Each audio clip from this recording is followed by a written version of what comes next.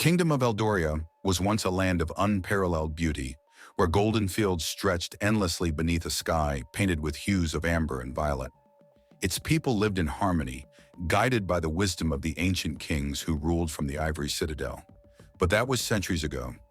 Now Eldoria was a shadow of its former self, a land cloaked in perpetual twilight, its people haunted by whispers of a forgotten curse. At the heart of this decaying kingdom stood the ivory citadel, its once gleaming towers now cracked and overgrown with ivy. Within its walls lived Princess Lyra, the last descendant of the royal bloodline. She was a girl of 16, with hair the color of midnight and eyes that shimmered like starlight. Though she bore the title of princess, Lyra felt anything but royal. Her parents had died when she was young, and the throne had remained empty ever since. The people of Eldoria looked to her with hope, but Lyra felt only the weight of their expectations and the shadow of the curse that loomed over her kingdom. The curse had no name, but its effects were undeniable. Crops withered in the fields, rivers ran dry, and strange creatures roamed the forests at night. The people spoke of a dark force that had awakened in the heart of the kingdom, a force tied to the forgotten crown of Eldoria. Legend said that the crown, once a symbol of unity and power, had been lost long ago, and with it, the kingdom's prosperity. Many had tried to find it, but none had returned. Lyra had grown up hearing these stories, but she had never believed them, until the day she found the map. It was hidden in the depths of the Citadel's library, tucked inside an ancient tome bound in cracked leather. The map was old, its edges frayed, and its ink faded, but Lyra could still make out the intricate lines and symbols.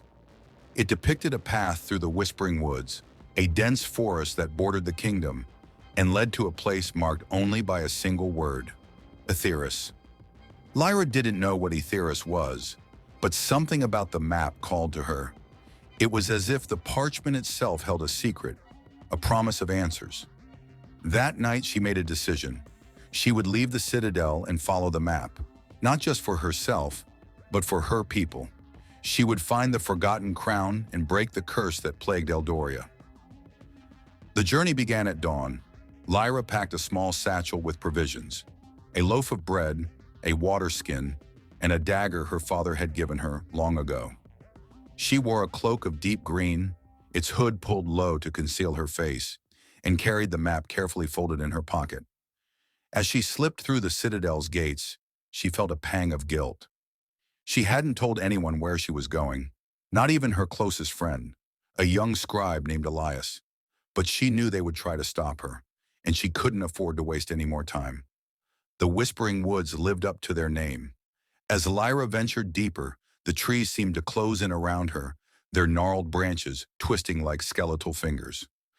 The air was thick with the scent of damp earth and decaying leaves, and the only sound was the faint rustle of the wind. But every so often, Lyra thought she heard whispers, soft, indistinct murmurs that seemed to come from the trees themselves. She tried to ignore them, focusing instead on the map and the path ahead. By midday, Lyra reached a clearing. In its center stood a stone archway, its surface covered in moss and strange runes. The map indicated that this was the entrance to Aetheris, but Lyra hesitated. The archway radiated an eerie energy, and the air around it seemed to shimmer like heat rising from the ground. Taking a deep breath, she stepped through. The world on the other side was unlike anything Lyra had ever seen. The sky was a deep, swirling purple, dotted with stars that pulsed like living beings. The ground was covered in silver grass that glowed faintly, and in the distance she could see a towering structure, a castle made of obsidian, its spires reaching toward the heavens. This was Aetheris, the realm of the forgotten. As Lyra approached the castle, she noticed something strange. The air grew colder, and the whispers she had heard in the woods grew louder, more distinct. They were no longer murmurs but voices, speaking in a language she didn't understand. She pressed on, her heart pounding in her chest. The castle's gates were open, as if waiting for her. Inside, the halls were dark and silent, lit only by the faint glow of the silver grass outside. Lyra followed the voices, which led her to a grand chamber at the heart of the castle.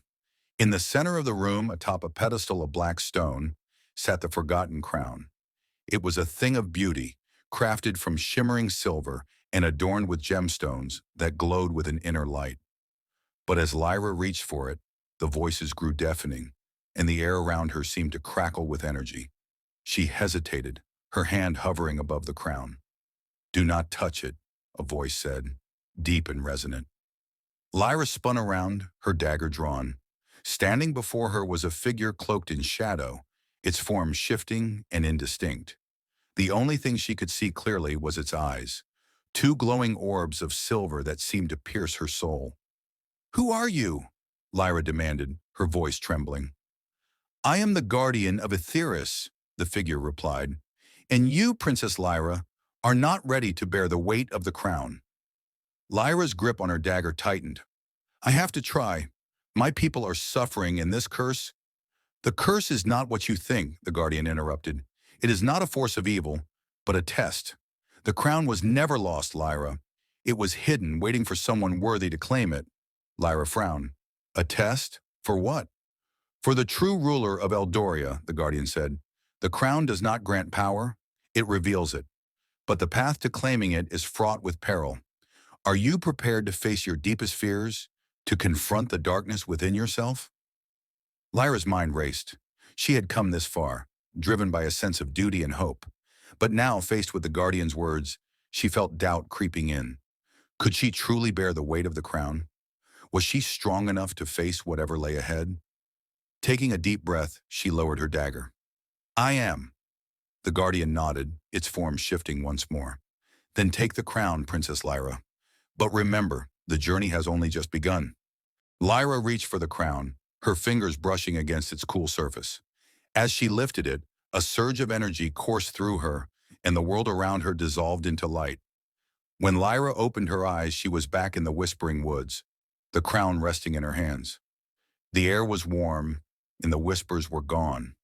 In the distance, she could see the ivory citadel, its towers bathed in the golden light of dawn. The journey had changed her. She could feel it in her bones, in the way the crown seemed to hum with power.